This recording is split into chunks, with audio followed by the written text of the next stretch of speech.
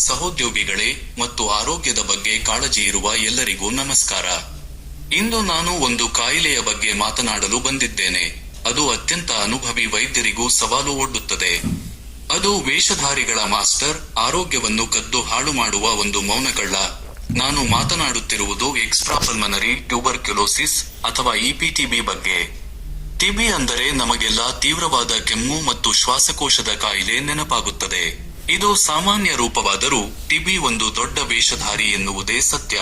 ಅದು ಅನೇಕ ರೋಗಗಳಂತೆ ನಟಿಸಿ ನಾವು ನಿರೀಕ್ಷಿಸದ ಜಾಗದಲ್ಲಿ ಹಠಾತ್ತನೆ ಹೊಡೆಯುತ್ತದೆ. ಉದಾಹರಣೆಗೆ, ಅದು ನಮ್ಮ ಮೂಳೆಗಳನ್ನು ಪ್ರವೇಶಿಸಿ ಒಂದು ಸಾಮಾನ್ಯ ಬೆನ್ನು ನೋವನ್ನು ಗಂಭೀರ ಹೋರಾಟವಾಗಿ ಪರಿವರ್ತಿಸಬಹುದು. ಅದು ನಮ್ಮ ಮೂತ್ರಪಿಂಡಗಳನ್ನು ಸೇರಿ ಸಾಮಾನ್ಯ ಮೂತ್ರದ ಸೋಂಕಿನಂತೆ ಕಾಣುವ ಲಕ್ಷಣಗಳನ್ನು ಸೃಷ್ಟಿಸಬಹುದು. ಅದು ನಮ್ಮ ಮೆದುಳಿನ ಪದರಗಳ ಮೇಲೆ ದಾಳಿ ಮಾಡಿ ಮಾರಣಾಂತಿಕ ಮೆನಿಂಜೈಟಿಸ್ಗೆ ಕಾರಣವಾಗಬಹುದು. ಇದು ಹೇಗೆ ಸಂಭವಿಸುತ್ತದೆ?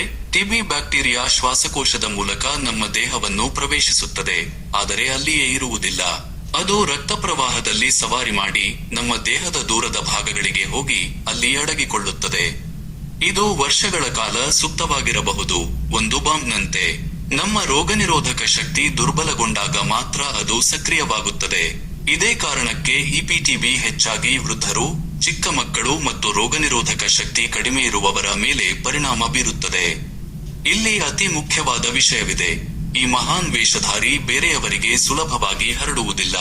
ಶ್ವಾಸಕೋಶದ ಟಿಬಿಗಿಂತ ಭಿನ್ನವಾಗಿ ಇಪಿಟಿಬಿ ಬಹುತೇಕ ಸಾಂಕ್ರಾಮಿಕವಲ್ಲ. ಮೂಳೆ ಅಥವಾ ಮೂತ್ರಪಿಂಡದ ಟಿಬಿ ಇರುವ ವ್ಯಕ್ತಿ ಕೆಮ್ಮುವ ಮೂಲಕ ರೋಗ ಹರಡಲು ಸಾಧ್ಯವಿಲ್ಲ. ಇದು ಒಂದು ಬೇರೆಯದೇ ಸವಾಲು, ವೇಗವಾಗಿ ಹರಡುವ ರೋಗವಲ್ಲ, ಆದರೆ ರಹಸ್ಯವಾಗಿ, ನಿಧಾನವಾಗಿ ಹರಡುವ ಒಂದು ಸವಾಲು. ಹಾಗಾದರೆ ನಾವು ಈ ವೇಷಧಾರಿಯನ್ನು ಹೇಗೆ ಗುರುತಿಸುವುದು? ಇದು ನಿಜವಾದ ಪತ್ತೇದಾರಿ ಕೆಲಸ. ನಾವು ಕೇವಲ ಎದೆಗೂಡಿನ ಎಕ್ಸ್ರೇ ಮೇಲೆ ಅವಲಂಬಿಸಲು ಸಾಧ್ಯವಿಲ್ಲ. ನಾವು ಮೂಲವನ್ನು ಹುಡುಕಬೇಕು. ಊದಿಕೊಂಡ ಕೀಲಿನಿಂದ ದ್ರವವನ್ನು ಅಥವಾ ದುಗ್ಧರಸ ಗ್ರಂಥಿಯಿಂದ ಬಯಾಪ್ಸಿಯನ್ನು ಸಂಗ್ರಹಿಸಬೇಕು. ನಂತರ ಟಿಬಿ ಬ್ಯಾಕ್ಟೀರಿಯಾದ ಡಿಎನ್ಎ ಪತ್ತೆ ಹಚ್ಚಲು ನಾವು ಅತ್ಯಾಧುನಿಕ ತಂತ್ರಜ್ಞಾನವನ್ನು ಬಳಸಬೇಕು. ಈ ಪ್ರಕ್ರಿಯೆ ನಿಧಾನ ಮತ್ತು ಜಾಗರೂಕತೆಯನ್ನು ಬೇಡುತ್ತದೆ.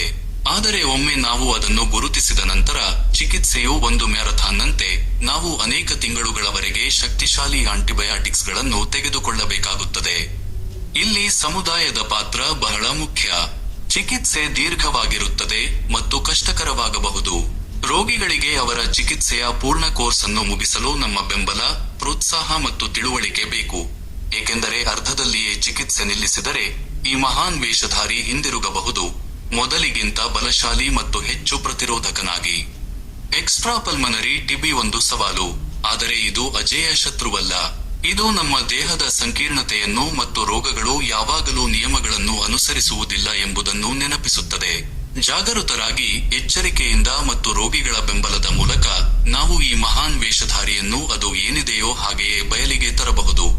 ಒಂದು ಗುಣಪಡಿಸಬಹುದಾದ ರೋಗ. ಧನ್ಯವಾದಗಳು.